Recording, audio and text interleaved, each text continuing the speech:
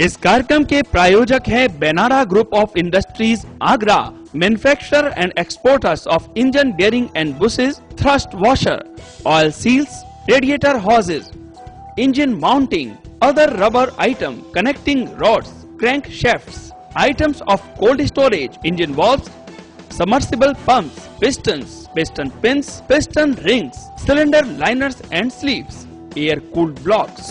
Benada, a name of trust. जय जिनेंद्र। दर्शकों, आप देख रहे हैं पारस चैनल पर हमारा प्रसिद्ध कार्यक्रम जैन वास्तु रहस्य। मैं डॉक्टर मोनिका जैन आप सभी दर्शकों का हार्दिक स्वागत करती हूँ। हमेशा की भांति प्रसिद्ध वास्तुविद डॉक्टर राजेंद्र जैन हमारे स्टूडियो में पधारे हैं। डॉक्टर साहब, आपका हार्दिक स्वागत है। डॉक्टर साहब, हमारे दर्शकों को बताइए कि वास्तु का क्या वैज्ञानिक विश्लेषण है? वास्तु के सिद्धांत मुख्यतः सूर्य की किरणें, विद्युत चुम्बकीय तरंगें एवं भौगोलिक स्थिति पर निर्भर करते हैं। सूर्य की लाभकारी किरणें जहां पर सर्वप्रथम सूर्य पूर्व में उदित होता है, लेकिन विद्युत चुम्बकीय प्रभाव के कारण वह ईशान कोण पर खींच लेते हैं और हमारी पृथ्वी 22.5 डिग्री से नॉर्थ ईस्ट की तरफ टिल्टेड है, तो वहां पर सारी लाभकारी अल्ट्रावायलेट रेज डिपॉजिट हो जाती हैं। इसलिए ईशान कोण का वास्तु में इतना बड़ा महत्व बताया गया है। हम ये जानना चाहते हैं कि यदि वास्तु से सुख संपत्ति आती है, घर में सर्वथा शांति हो जाती है, तो फिर कर्म सिद्धांत की क्या महत्ता? यदि वास्तु ही सब कुछ कर रही है, तो फिर कर्म सिद्धांत का क्या रोल रह जाएगा? मैं कर्म सिद्धांत को कदापि जीरो नहीं करना चाहता, बल्कि कम कर्म सिद्धांत को आप 0.001% वास्तु के द्वारा नहीं कर सकते। जो आपने पिछले जन्म में कर्म शुभ अशुभ बांधे हुए हैं, यदि सपोज करें आपने 10 करोड़ रुपए के पॉजिटिव सकारात्मक कर्म, अच्छी कर्म बांधे कि 10 करोड़ रुपए की आपको प्रॉपर्टी मिले, और यदि आप प्रकृति के विपरीत चलते हैं, प्रकृति के नियमों का उल्लंघन करते हैं, तो निश्चित रूप से माइनस मार्किंग हो सकती है। यह सिर्फ मैं एक शब्द बोलना चाहता हूं, यह आएगा आपके यत्नाचार्य में। यत्नाचार, जैसे कि एक किस्सा बताना चाहता हूं। जब गौतम गणधर स्वामी ने भगवान महावीर को मोक्ष होने वाला था, उसके पूर्व एक प्रश्न पूछा था कि भगवान ये तो बताएं कि हमारे श्रावक किस तरह से आहार विहार एवं व्यवस्थाओं को संचालित करेंगे, सारी सांसारिक व्यवस्थाओं को। तब भगवान महावीर ने ये सारी व्यवस्थाओं को बताया था। इसे यत्नाचार के अंतर्गत लिया जाता है। जैसे कि कोई एक कर्मवादी एक पेड़ के नीचे लेट जाए और कहे कि बर मेरे मुंह में आके पर, उसके लिए पेड़ पर चढ़ करके फल तोड़ना पड़ेगा या किसी माध्यम से फल को तोड़ना पड़ेगा। बिना तोड़े उसे फल प्राप्त कदापि नहीं हो सकता है। लेकिन यदि पेड़ के नीचे लेटा लेटा बोलेगा कि बर मेरे मुंह में आके पर, तो फल तो प्राप्त नहीं होगा। हो सकता कोई पेड़ पे बैठी हुई चिड़िया उसके मुख में बीट अवश्य कर सकती है। यह होता भाग्यवादियों का। यदि भाग्य के ही नहीं अपितु हमें पुरुषार्थ, तो जो वास्तु है वो यत्नाचार के अंतर्गत आती है, वो पुरुषार्थ के अंतर्गत आती है। मैं कहता हूं कि किसी शास्त्र ग्रंथ में नहीं लिखा कि आप सुबह उठ के स्नान करें। फिर आप स्नान क्यों करते हैं? आप दांतों मुंह शुद्धि क्यों करते हैं? यह सब सिर्फ आपके श्रावक के कर्तव्य हैं। जिस तरह से आप अपने घर में झाड़ू लगाते हैं, कचरे को साफ करते हैं और नकारात्मक ऊर्जा को पलायन करते हैं, ठीक इसी तरह से यह कर्म सिद्धांत में यह भी है कि आपके यह भौतिक जीवन ही नहीं अपितु आध्यात्मिक जीवन के लिए सुदृढ़ बनाने के लिए आपको शुद्धि आवश्यक है। यदि आपने पिछले जन्म में 100 करोड़ का पुण्य कमाया है और 100 करोड़ की पूंजी इकट्ठी की या बैंक में एफडी कराई, और उसका 100 करोड़ का ही पुण्य इस जन्म में पूरा अर्जित करने के लिए वास्तु क्या है? प्रकृति के नियमों का पूरी तरह पालन करना। यदि प्रकृति के विरुद्ध जाएंगे तो आपकी माइनस मार्किंग हो सकती है। डॉक्टर साहब, आप डाउजिंग के एक्सपर्ट हैं। आपने इस विषय पर अनेकों शोध पत्र प्रकाशित किए हैं। भूमि की नकारात्मक ऊर्जा को सकारात्मक ऊर्जा में कैसे परिवर्तित कर सकते हैं?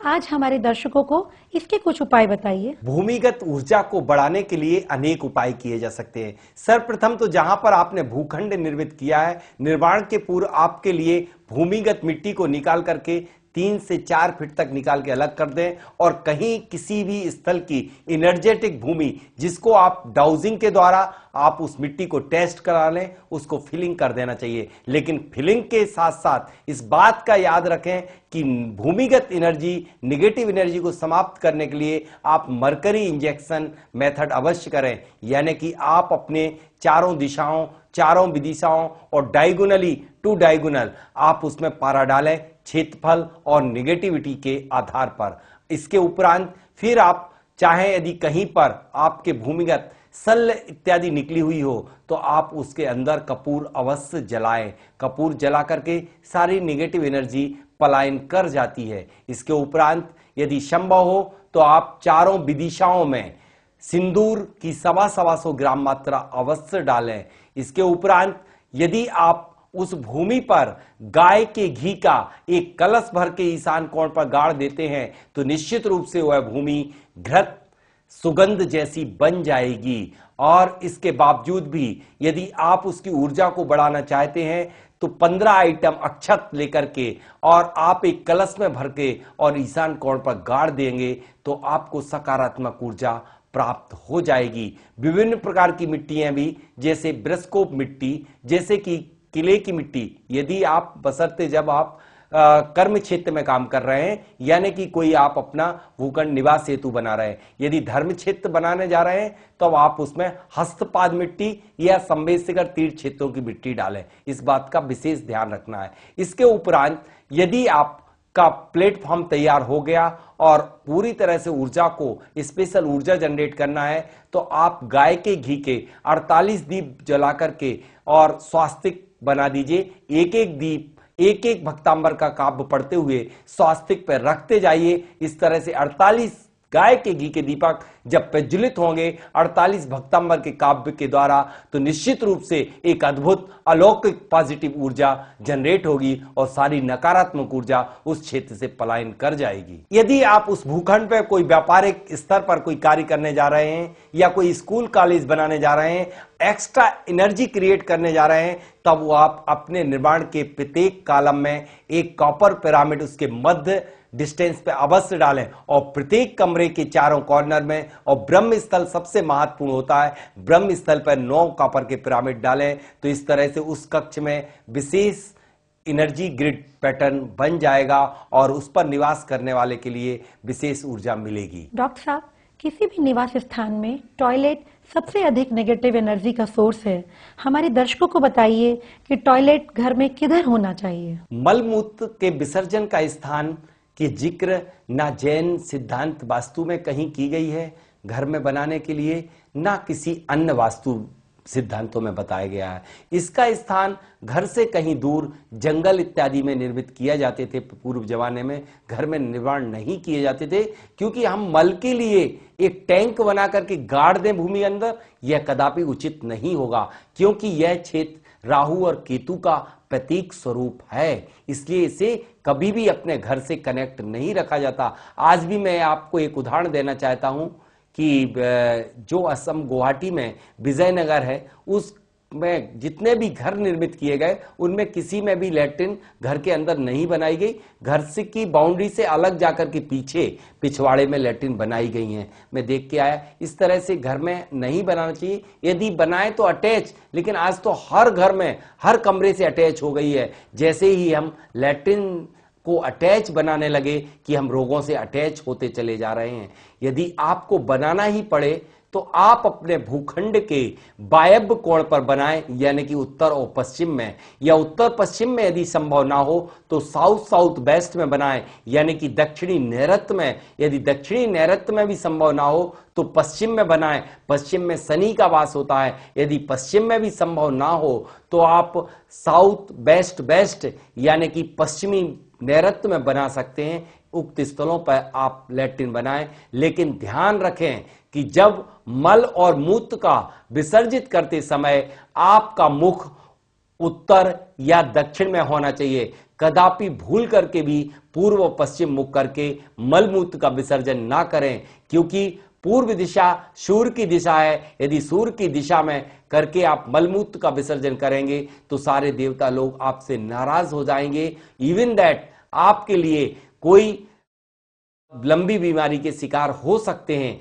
यदि पश्चिम में चूंकि समस्त यक्षिणियों का वास होता है, देवियों का वास होता है, तो उन घरों में महिलाओं में आपस में अनबन हो जाती है। इसलिए पश्चिम में मुख करके भी आपको नहीं करना। उत्तर दक्षिण में जो मलमूत्र का विसर्जन बताया गया है, इसका वैज्ञानिक कारण यह है कि जब विद्युत चुम्बकीय तरंगें उत्तर से दक्षिण की तरफ आती हैं तो उन पर दबाव पड़ता है पेट पर, और जिसके कारण ही मल और मूत्र शीघ्रता से विसर्जित हो जाता है। डॉक्टर साहब, यदि हमने वास्तु के अनुरूप घर निर्मित कर लिया है तो क्या 100% रिजल्ट मिलेंगे? वास्तु के परिणाम 100% तभी प्राप्त होंगे जबकि सूर्योदय से पूर्व जातक घर में सोकर के उठने के उपरांत अपने माता पिता, गुरु और प्रभु को स्मरण करे। स्मरण करने के उपरांत 9 बार नमोकार मंत्र पढ़े या 1 माला नमोकार मंत्र की पढ़े। उसके तदुपरांत जैसे ही पलंग से नीचे उतरे कि स्वर के अनुसार ही उसे दिन भर की दिनचर्याएं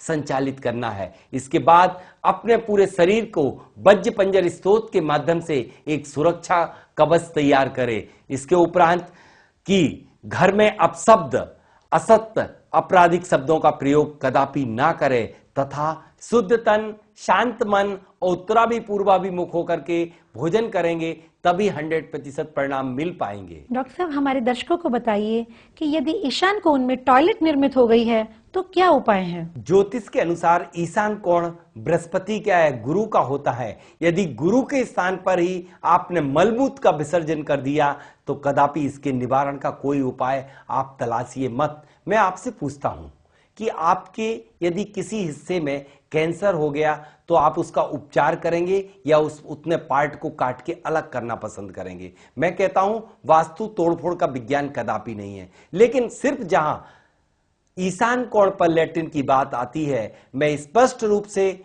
अपने क्लाइंटों को कहता हूं कि आप उसका उपचार का उपाय मत ढूंढें, बल्कि उसे शीघ्रता से उस स्थान का परिवर्तन कर दें। उसके लिए कोई लाल पत्थर, और कई लोगों ने कहा दर्पण लगा दीजिए। एक वास्तुविद ने एक किसी व्यक्ति के घर में चारों तरफ दर्पण लगवा दिए थे। अब मैं पूछता हूं आपसे, आप चूंकि एक एज ए इंजीनियर हैं और आप एक इंजीनियरिंग कॉलेज में एक डायरेक्टर हैं, मैं आपसे ये पूछता हूं क्या दर्पण क्या कार्य करता है?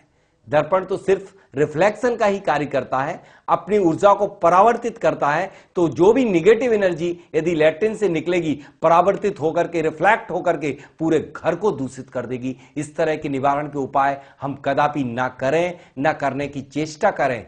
आप उस स्थान को शीघ्रता से ही परिवर्तित कर दें, क्योंकि आपके घर के कई क्षेत्र खाली हैं, उसमें कहीं निर्माण कर दें। डॉक्टर साहब, यदि भवन का आग्नेय कोण कटा हुआ है तो क्या उपाय हो सकते हैं? भवन के आग्नेय कोण यानी कि आग्नेय कोण पर शुक्र का वास होता है। शुक्र का प्रतिनिधित्व घर की महिलाएं करती हैं। निश्चित रूप से महिलाओं को कोई रोग शोक हो जाएगा। यदि आग्नेय कोण पर कोई जलाशय बना हुआ है तब भी महिलाएं बीमार रहेंगी। यदि आग्नेय कोण नीचा है या उसका तल सबसे नीचा है, कोई गड्ढा भी खोद दिया गया है, तब उस घर में कोई चोरी भय और अग्नि भय बना रहेगा। इसलिए आप यदि आपका आग्नेय कोण कटा हुआ है तो आग्नेय कोण को आप राइट एंगल में कॉपर पिरामिड के माध्यम से उसे मिला दें। भूमिगत ध्यान रखें, भूमिगत आप कॉपर पिरामिड से, कॉपर स्ट्रिप से राइट एंगल में मिला दें, लेकिन उसके नीचे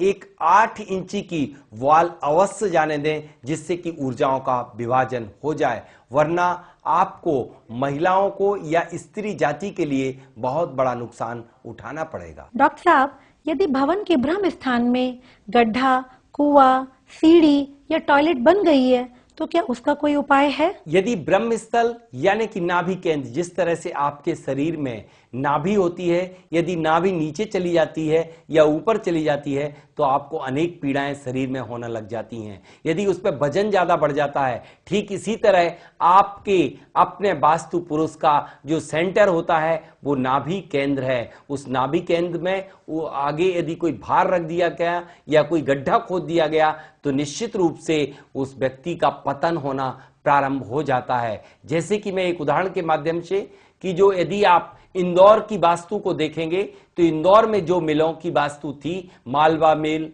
राजकुमार मिल, हुकमचंद मिल, ये कपड़े मिलें थी जो कि नेशनल इंटरनेशनल लेवल पे अपनी ख्याति अर्जित करती थी। लेकिन आज के समय में सब बंद हो गई। आखिर क्यों? क्योंकि भौगोलिक स्थिति में परिवर्तन हुआ इंदौर के और वह ब्रह्म स्थल में आ गई। ब्रह्म स्थल में आने के बाद ठाए ठाए फिस हो गई, सारा काम तमाम हो गया। डॉक्टर साहब, आज प्रत्येक व्यक्ति को धन की आवश्यकता है। धन की बढ़ोतरी के लिए आप हमारे दर्शकों को कुछ टिप्स दीजिए। दर्शकों, मैं आज आपको एक ऐसा धन वृद्धि हेतु टिप्स देना चाहता हूं जो निश्चित नियम से आपके लिए धन वृद्धि कराएगा। वह है त्रिधातु छल्ला, जिसको आचार्य महावीर कीर्ति जी महाराज ने लघु विद्यानुवाद में विस्तृत विवरण दिया हुआ है। यह त्रिधातु छल्ला क्या है और इसे किस दिन धारण करना चाहिए? रवि पुष्यार्क या गुरु पुष्यार्क योग के रहते त्रिधातु छल्ला 10 भाग सोना, 12 भाग तांबा, 16 भाग चांदी, भाग से अभिप्राय कोई भी मात्रा में निकाल सकते हैं। इस योग में रहते इसी दिन निर्माण कराना है और एक मांगलिक कलश स्थापित करके गाय के घी का दीपक जला के उत्तराभिमुख होकर के जो भी व्यक्ति होगा वो निर्माण करेगा और उसकी तदुपरांत शुद्धि करके हवन इत्यादि करके और धारणीकरण क्रिया कराना है। निश्चित निस्संदेह कोई भी व्यक्ति कैसा भी होगा उसके अर्थ की वृद्धि होगी। इसे आचार्य महावीर कीर्ति महाराज ने दारिद्र्य नाशक अंगूठी की संज्ञा दी है। लेकिन कोई व्यक्ति जो अपने 1 ग्राम 2 ग्राम सोना भी खर्च नहीं करना चाहता, मुफ्त में ही यदि अपनी धन वृद्धि कराना चाहता है, तो उसके लिए मैं एक और ब्रह्मास्त्र देता हूं। यदि गुरु पुष्य रवि पुष्यार्क योग के रहते ही यदि श्वेत आर्क, सफेद आंकड़ा या सफेद अकौआ की जड़ को विधि विधान पूर्वक 1 दिन पूर्व जाकर के यदि आप वहां निवेदन करेंगे कि मैं कल आपके मूल को धन बरकत हेतु या औषधि हेतु निकालने आऊंगा, आप मुझे निकालने की आज्ञा प्रदान करें। इसके प्रायश्चित स्वरूप मैं 10 वृक्ष अन्यत्र कहीं स्थापित कराऊंगा। तो वह स्थापित कराना लगवाना है। उसके बाद दूसरे दिन सुबह जाकर के विधि विधान पूर्वक सूर्य उदय होने के पूर्व भी जब कोई की दृष्टि उस पर ना पड़ सके और जड़ को निकाल के लाना है। लेकिन ध्यान रखना है, वृक्ष कम से कम 10 वर्ष पुराना होना चाहिए। ये श्वेत आर्क की जड़ है और इसके लिए आप साफ करके सुखा के मंत्रित करके अपने गले में स्थापित करें जहां पैसा रखते हैं। निश्चित रूप से अष्टनिधि नवनिधि की प्राप्ति हो जाती है।